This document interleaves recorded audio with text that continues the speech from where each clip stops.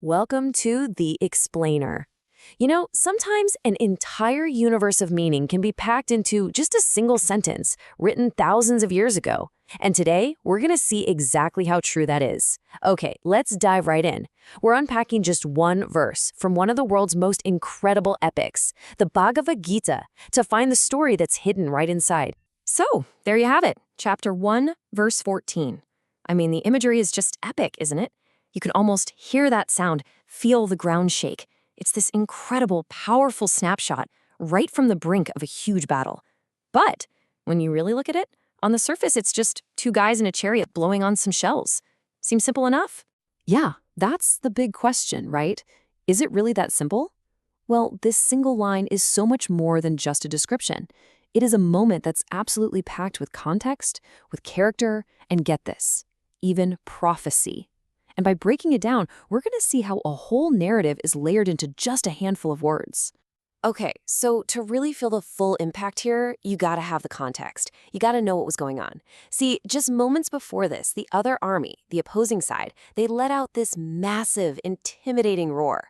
But now, that uproar was fading out. So this sound, the blowing of the conch shells, it isn't the start of the battle. Nope, it's the powerful, fearless answer. And this is such a crucial point. This wasn't just for show, It wasn't just noise. It had this incredible ripple effect. The sound of these two conch shells, just these two, it sliced right through the fading roar of the enemy. It was a rallying cry that totally lit a fire under their own soldiers and boosted the morale of the entire Pandava army. So who are these two guys, right? Who has the power to inspire an entire army with just one sound? Well, the verse calls them Madhav and Arjun, but trust me, those names carry way more weight than you might think. Let's take a closer look at who's actually sitting in that glorious chariot. All right, so on one side, you've got Madhav. Now, that's a very specific name for Sri Krishna, and he's the one driving the chariot. And on the other side, that's Arjun, the legendary archer, one of the 5 famous Pandava brothers. So what we have here is the divine guide and the master warrior, sitting side by side. What a team. Okay, but here's where it gets really, really cool. It's all about the specific choice of names. See, the author could have used any of Sri Krishna's tons of other names, but he chose Madhav. Why that one? Well, because hidden inside that single name is a massive piece of foreshadowing. Let's just break it down. It's actually pretty simple. The name Madhav comes from 2 words. First, you have Ma, which is another name for Lakshmi, the goddess of fortune and prosperity. Then you have Dav, which means husband. You put them together, and Madhav literally means the husband of the goddess of prosperity. Wild, right? Now stop and think about what that implies on a battlefield. I mean, come on. By calling Krishna Madhav, the verse is basically screaming that the goddess of prosperity herself is right there, symbolically in that chariot. It's this incredibly powerful statement that fortune, luck, prosperity, it's all riding with the Pandavas. So the really crucial thing to get here is that this is not just a poetic name. It's a signal. It's a wink to the reader.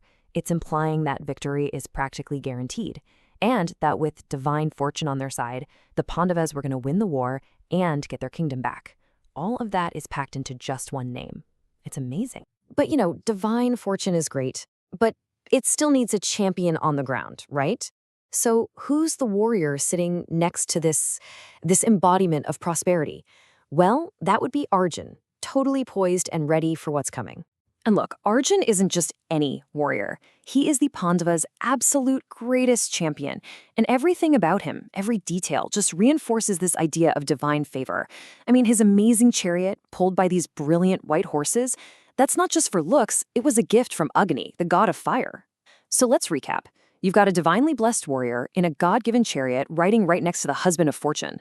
Yeah, I'd say the odds are definitely stacked in their favor. Okay, so let's pull all these different threads together now. We've looked at the action itself, we've looked at the names, and we've looked at the characters. So what happens when we stop seeing them as separate little pieces and look at them as one cohesive, totally meaning-packed statement? This just illustrates the layers so brilliantly.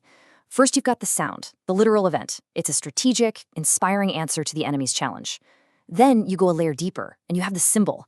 Using the name Madhav literally puts the goddess of prosperity on their team.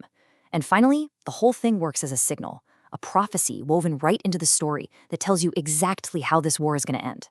So think about it. In one short sentence, we get the whole shebang. We get a key event on the battlefield, we get a mini character study of both Krishna and Arjun, and we get a prophecy about the outcome of the entire war. It's just an absolutely incredible display of how to pack a story into a few words. And that really is the biggest takeaway here. It really leaves you wondering, doesn't it? If a single verse, one that seems so straightforward, just about blowing some conch shells, can contain all of this, then what other secrets, what other symbols and stories are hiding in plain sight throughout the rest of this amazing epic? Definitely something to think about.